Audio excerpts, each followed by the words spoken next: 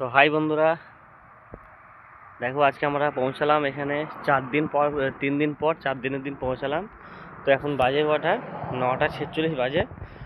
তো আমরা ঢুকলাম 40-এর মধ্যে, ঢুকলাম 9টা 40-এ ঢুকলাম। দেখে নাও, এই দেখো আমার গাড়ি দাঁড়িয়ে আছে পিছন দিকে। তো আমরা এখন আছি তিনসুকিয়াতে। জায়গাটার নাম হচ্ছে তিনসুকিয়া, ওই চায়নার কাছাকাছি। তো আমরা যেখানে আছি এখান থেকে চায়না বেশি দূর না, এখান থেকে খুব জোর হলে 70 থেকে 80 কিলোমিটার হবে চায়না, মানে অনেকে চীন দেশ বলে চিনে। দেখো এখানে গাড়িটা কাঁটা করলাম, কাঁটা করে সকালবেলা যাব খালি করতে তিনসুকিয়াতে। তো এবার আমরা খাওয়া দাওয়া করবো, খাওয়া দাওয়া করে রাত্রে এখানে ঘুমিয়ে পড়বো, দিয়ে সকালে খালি করতে যাবো।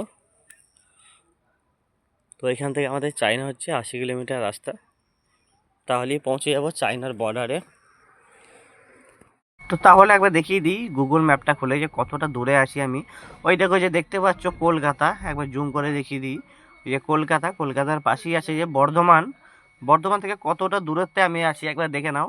তো এখান থেকে ক্যামেরার জুমটা একবার কমাই, কমিয়ে দেখো। ওই দেখো কালো যে দাগটা দেখতে পাচ্ছ, কালো দাগটা হচ্ছে চাইনার বর্ডার। দেখো ভুটান, নেপাল, ভুটান পার করে আছি এখন।